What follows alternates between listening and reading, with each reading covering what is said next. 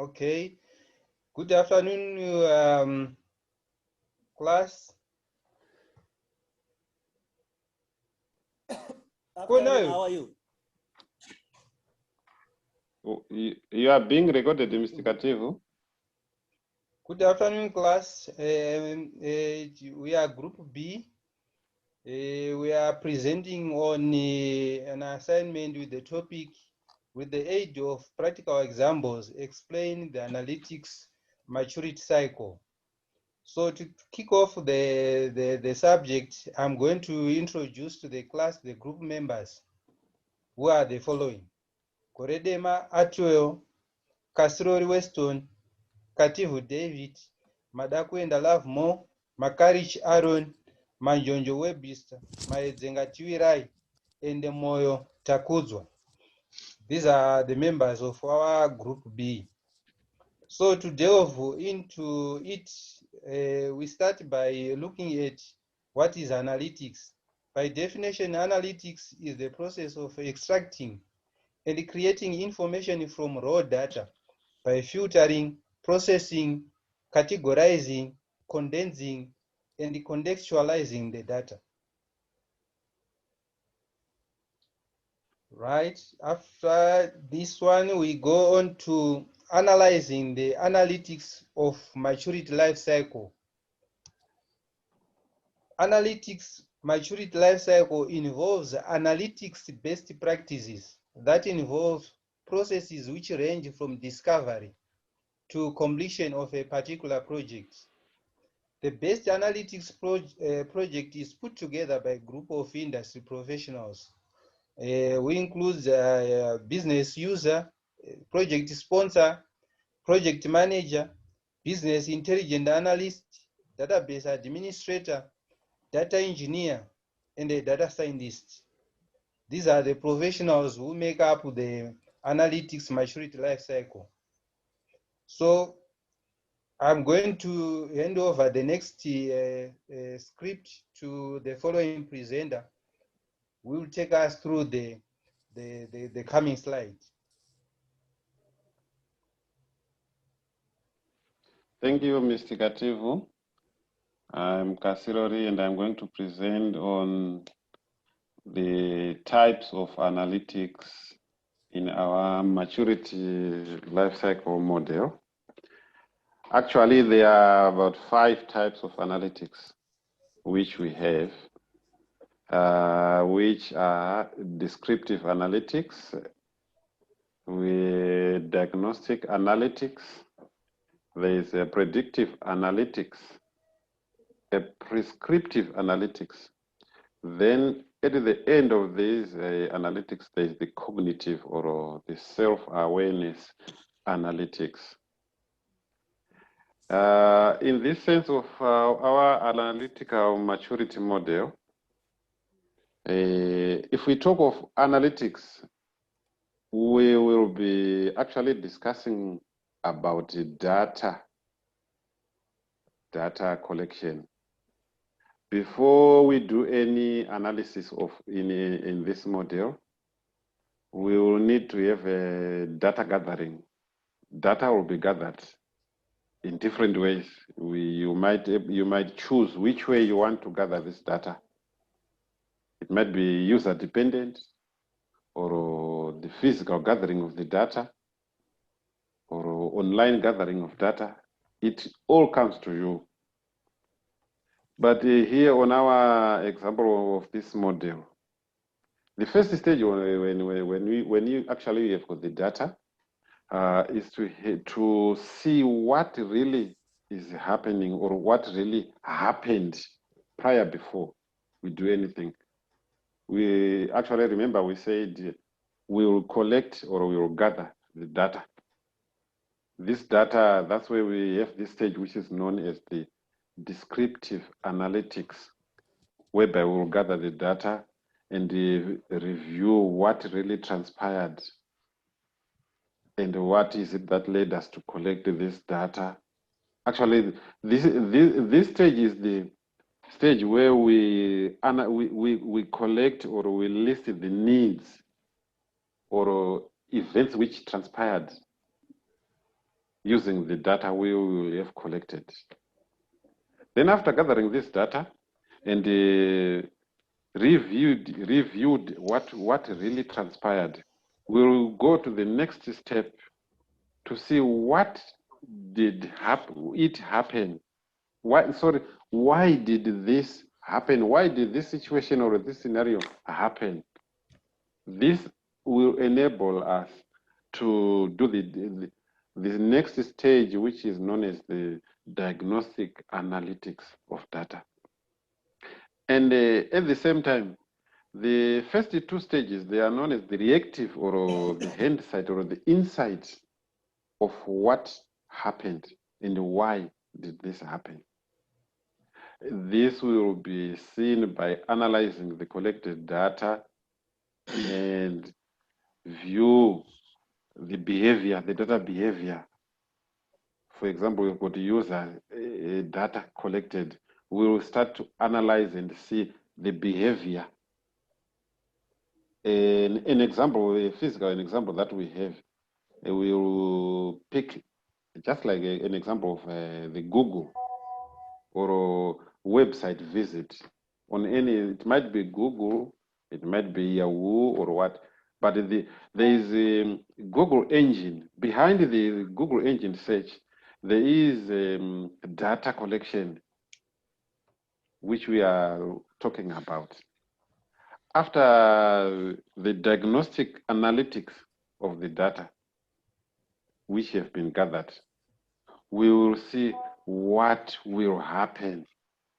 That's now, what will happen will be defined by this stage, which we call the predictive analytics.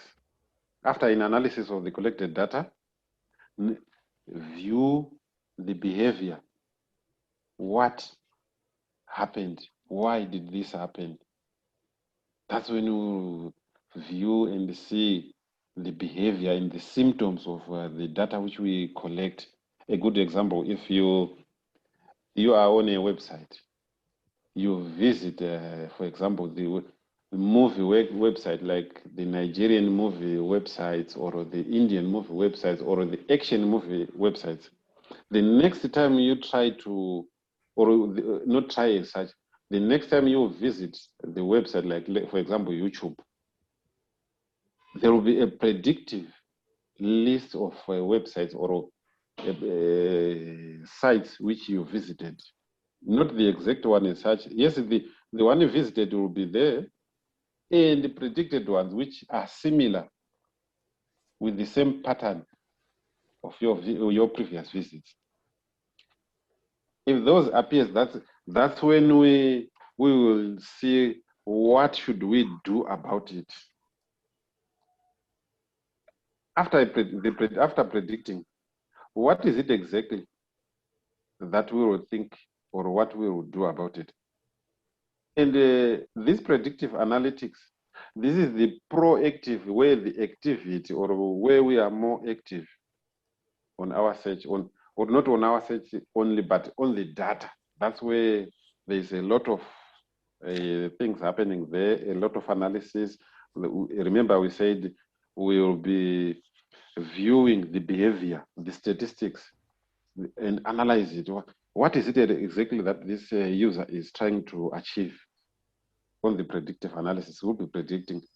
After predicting, we will see now this stage which is called prescriptive analytics. On the prescriptive analytics, now we will be looking at this predicted behavior of a user. Then you see what is it exactly that we want to do. What is it exactly that the user want to achieve? That's where it's more of aligning our behavior, our previous behavior. Remember, in the first step, we said what happened.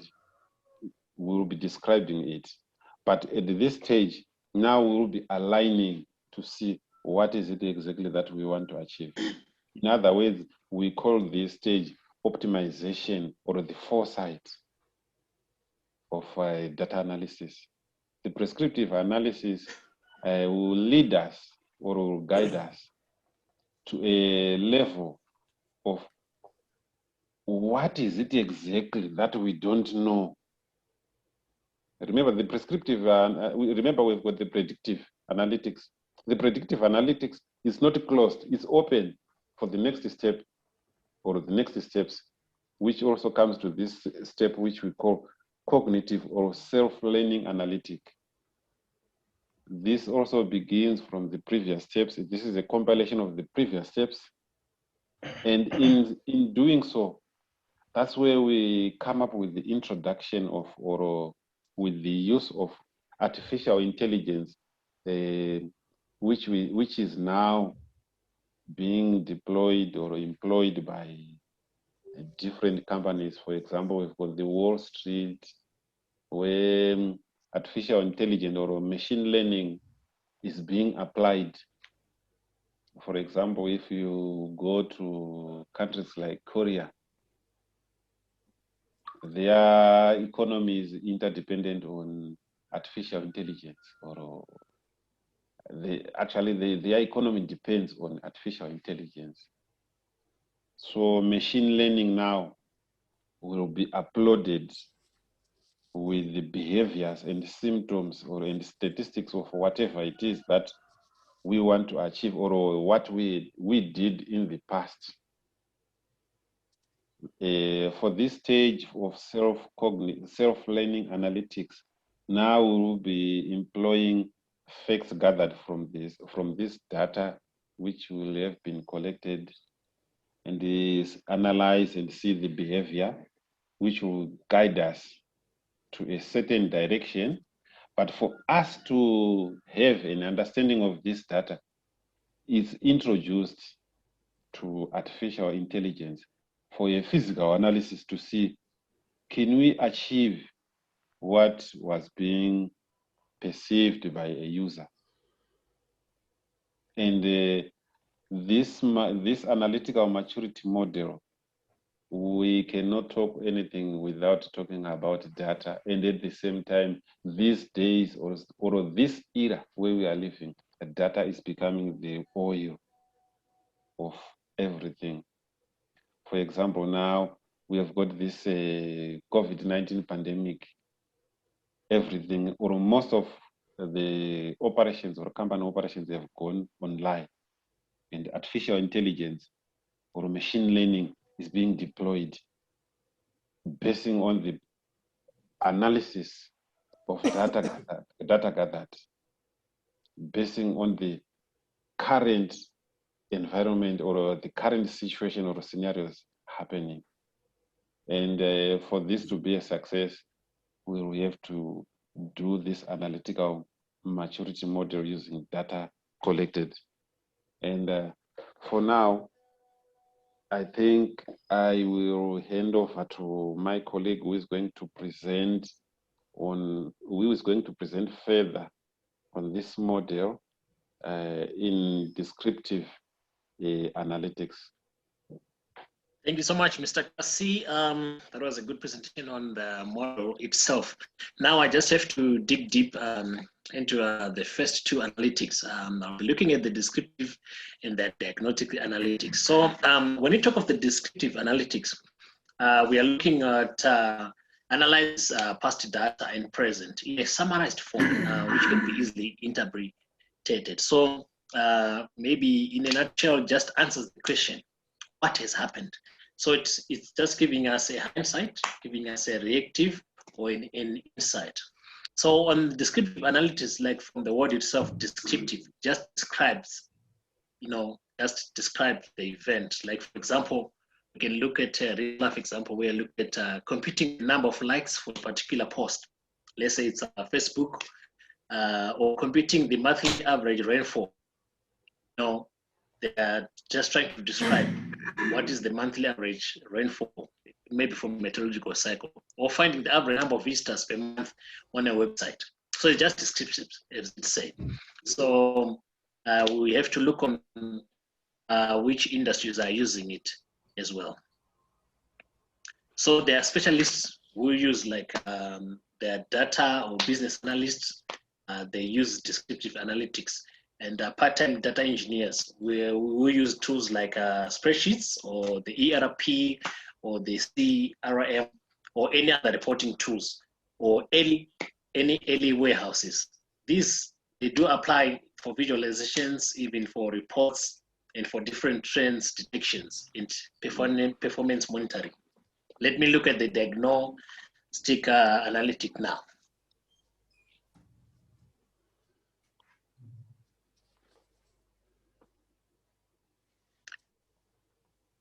Yes, for diagnosis, for example, I think in this COVID era, like what Mr. Castillo has pointed out, this is what doctors are using.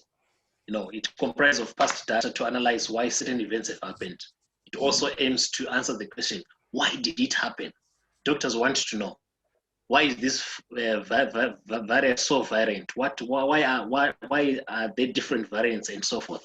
So diagnosis can provide more insight into why a certain fault is occurred based on the past data of the sensor. Like for example, we can look at data collected from a sensor on a machine, monitoring a person's health and predicting failures. So this is what we'll be looking in different machines in the medical sector. So let's look at which other professionals are using it as well.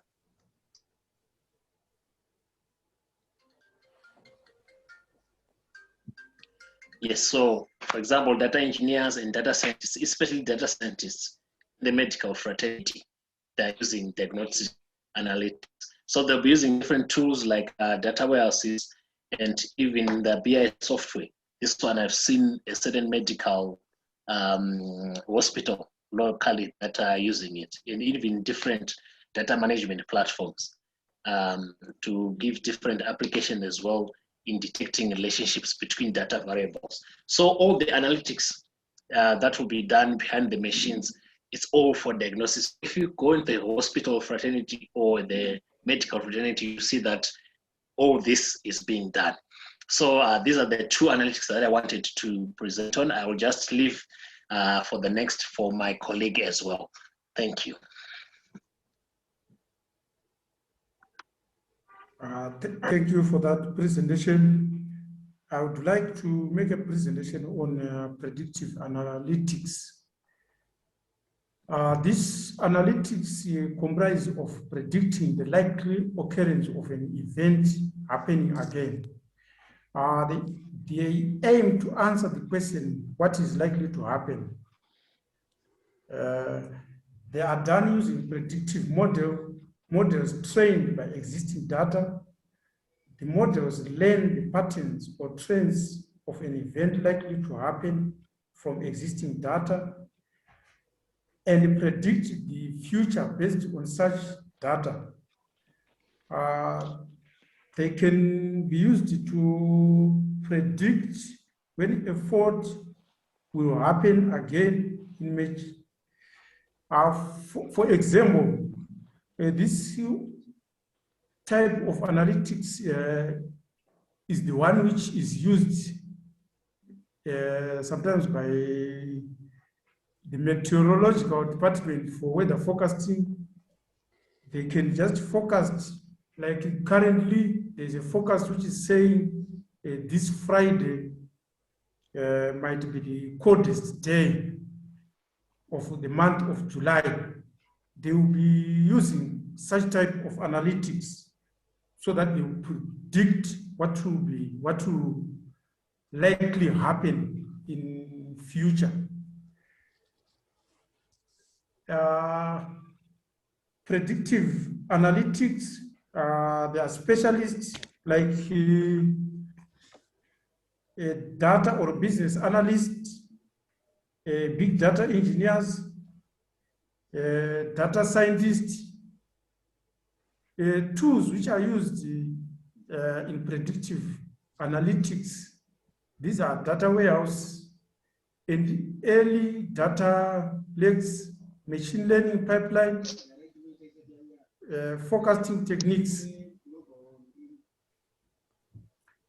Applications which can be used, creating forecast risk assessment, predictive maintenance. From predictive analytics, I move on to prescriptive analytics. This type of analytics are the ones who use multiple prediction models to predict various outcomes and the best course of action to take on event of an outcome. They aim to answer the question, what can be done to make it happen? They provide the best option to follow from several available.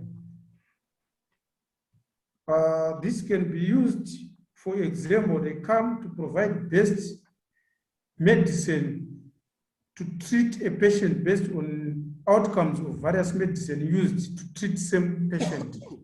Like the currently in this era of the COVID pandemic, these are the type of analytics which are being used.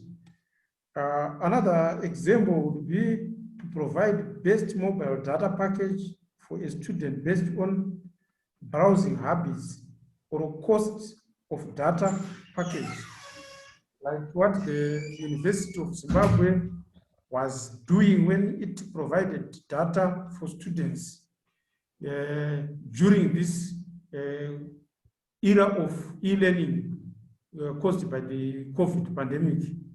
I think I have to hand you over to my next colleague who is going to finish off presenting on other types of analytics. Okay. Thank you, Engineer. I'm going to be presenting on cognitive analytics.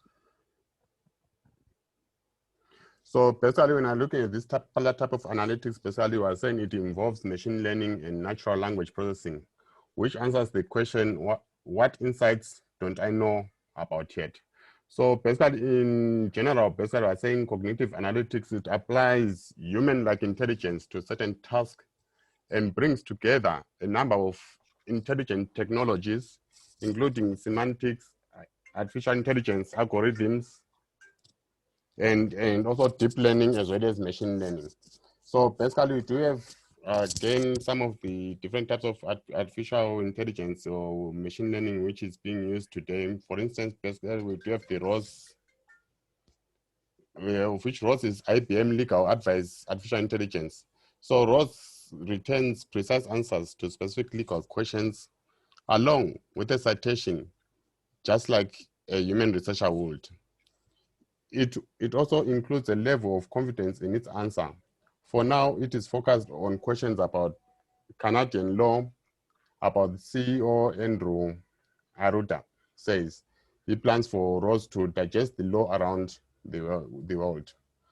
So in conclusion, if we are looking now in nowadays right now, it is very rare today for an organization to develop software that is critical to its products, services, and operations without using a software methodology. Same applies when I'm looking at this particular type of in the business world now. For a business to be successful, it has to use these models, whereby we will be gathering data. This data will be the products which the clients need, the services which need to be done, as well as the operations. So this data will then be analyzed. As it is analyzed, therefore we'll be able to make necessary changes in the industry using the latest technologies which we have today. This is all we have from Group B. I thank you all. Thank you. Yes, thank you. Thank you. Thank you. Thank you.